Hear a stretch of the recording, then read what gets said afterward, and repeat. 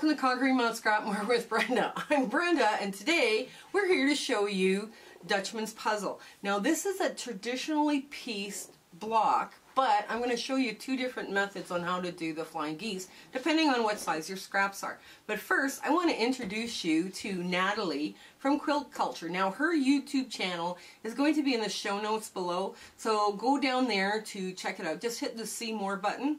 And we also have a Facebook group, and we're making great use of those rooms, the virtual rooms that are in the group, and we're using that for like a 24-hour, 7 days a week, 365-day sew date. So if any of you would like to join the Facebook group, please do and make use of those rooms. We're having so much fun in there, and I try to get in there as often as I can with all my free time. Yeah, but I do try and get in there, so, and we do have a lot of fun. And I'm not sure if we're filming or we're going to be deciding or voting or whatever on our next virtual sew date on Zoom. And if we are voting, we're voting. And if we're doing we've decided on the vote, those Zoom link notes will be, that Zoom link will be in the show notes below as well. So come on in, we got some sewing to do here. Okay, so I just have to get a pencil, grab a pencil, and we're good to go. So the Dutchman puzzle is all flying geese, right? Now traditionally it's pieced with, okay, so let's say your flying geese need to be 3 inches by 2 inches unfinished. You would take a 4.5 inch square and then 4 2 3/8 white background, whatever, of fabric, right, to make your no-waste flying geese. Basically, you're making 4 at a time, right? Now, we are gonna show you this, but what I'm also going to show you, what if your scraps are not that big? Now, what do you do, right? So I'm just gonna lay these out. I'm gonna lay it out like that. Okay, so what you do is you lay them out first like this. And you go from point to point, and I like to draw a little edge that I can see. Okay, this is part of that no waste. It's supposed to fit really well. Okay, so what you're going to do is you're going to sew right on those lines. Let me just fill in that line. Okay, so you're going to run your fabric under this way first.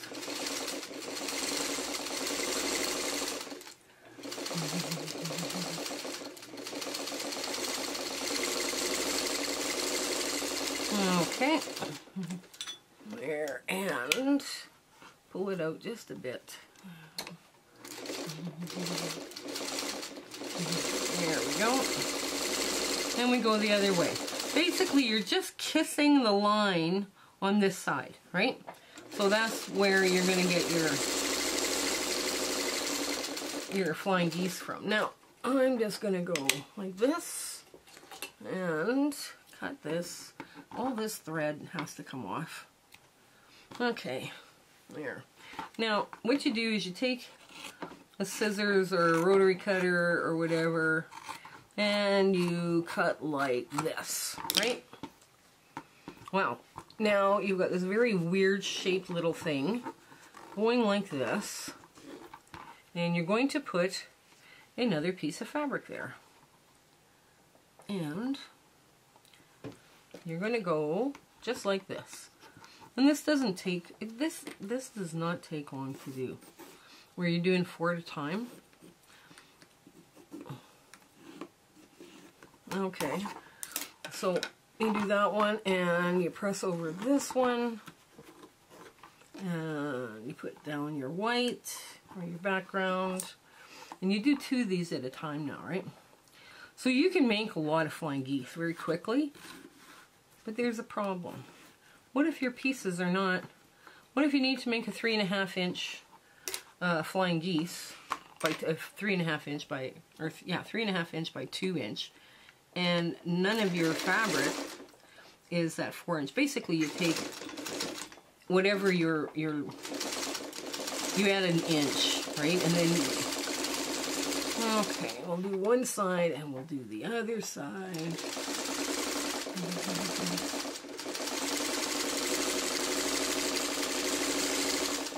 Okay.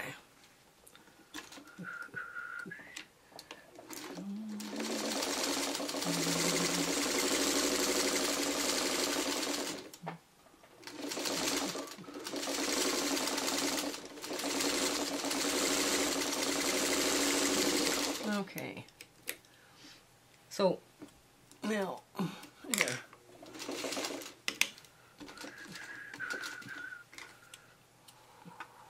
So you take this again, and you clip this like so, and you run right up the middle.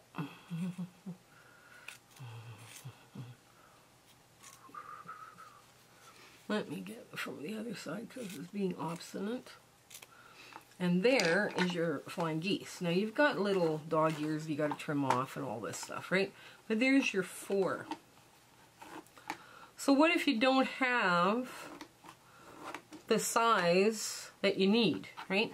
Like what if you don't have, your scraps are not big enough for a 4.5 inch center? Or let's say you have nothing but triangles, right? You know, half square triangles.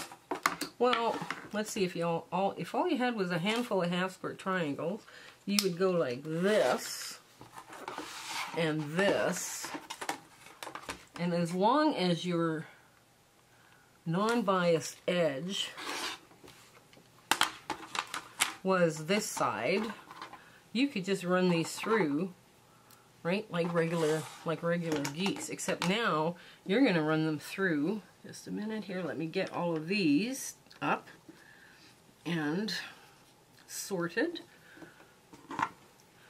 It's up to you how you play with them. And the other thing too, let's say you had a bunch of odd sods little triangles, I mean, because they float around too, your sewing room. So you could just do this instead and run them through. Now what I do is I line up the bottom with this, and I would change feet out to my good 1/4 inch foot. Okay, just a minute. Get all of that done first before we start running fabric through. So I would go like this, and I would just run them through like that. You can also do that, like if you don't have something, you know, you have to figure out something else, well then you got to figure out something else, different way of doing it. Okay, so I just line them up and I run them through just like so.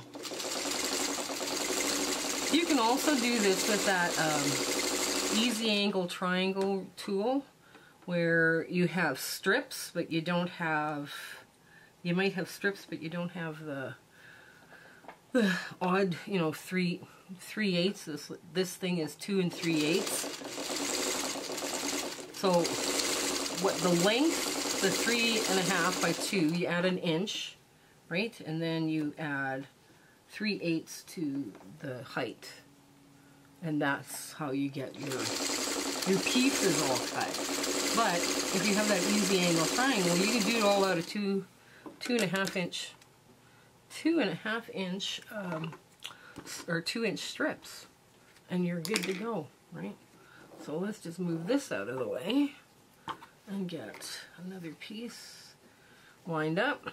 Now this one, I go this way and I just line it up that way. There we go. I'll line it up nice and neat. Make sure it goes under. This is a nice thing about these vintage machines. The hole is so small it very rarely sucks fabric down into it. So that's always nice. That's always a huge bonus when you're cutting out fabric. Okay. Let me just get the last of these. And I'll show you how to do all these flying geese so you don't miss your point. Because missing your point after you do all this would be bad. After you do all these little flying geese, this would be bad. But this didn't take too long, you know. I've got like 8 flying geese here, and it doesn't matter which method you use. Or if you use the strip ruler, or the strips with the easy angle ruler, that works too. There I go. There. And we go like this, and we line it all up nice and neat. And here we go.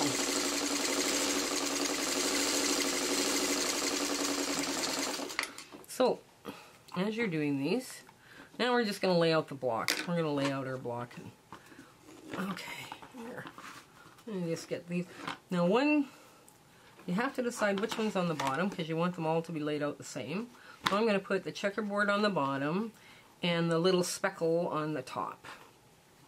Okay, so what I'm going to do is I'm going to take it like this and put it down like this. But if I sew it like this, I don't see my point. So I need to sew it like this. So I'm going to line this all up the best I can. And I'm just going to run it through. Now where that X of thread is here, you want to stay on this side of that X. And that's how you make perfect points for this. This is such a cute little 6.5 inch block.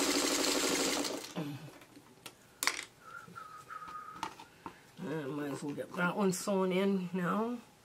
And I flip it so I can see my point. And we just run this through.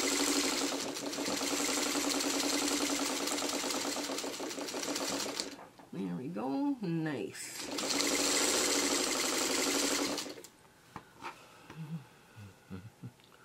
Okay, and there we go. Line it up. Take your time lining all this up, right? It does matter.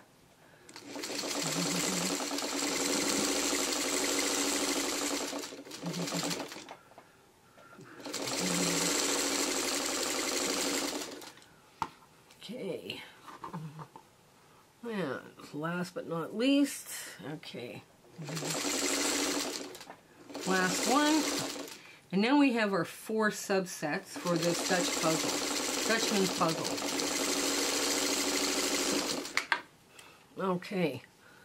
So what I'm going to do here now is I'm going to make sure I've got all of this going the right way. And I do. It looks good.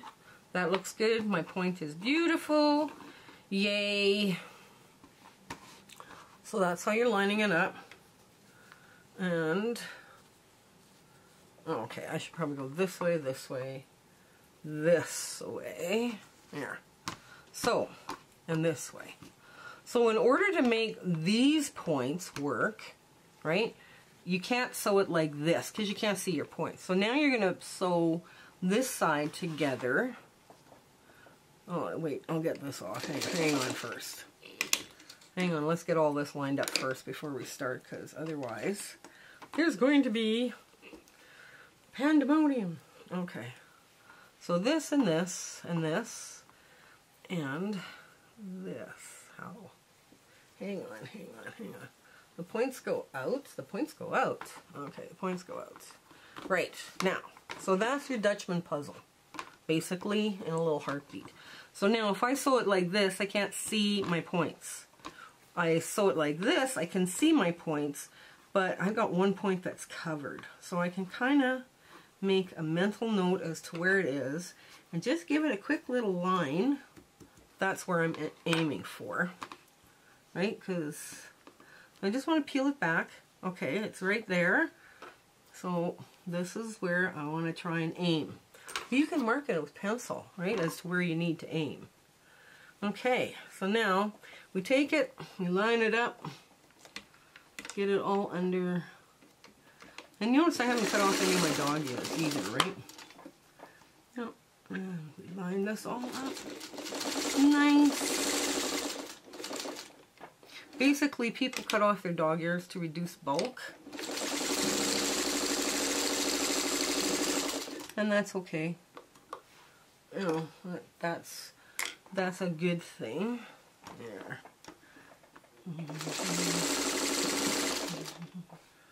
And make sure all that lines up. Make sure I hit my point. It's a little bit wobbly off the point, okay? Because you can steer to make your point, right? You can steer your sewing. So now, this is what it's going to look like. This is what it looks like, right? Now I am going to trim off the dog ears because we are getting bulky. And there we go. And all of this stuff on the ends is just redundant. So you could trim all that off if you like. Yeah. There we go. Whoops, that goes like this. Yeah.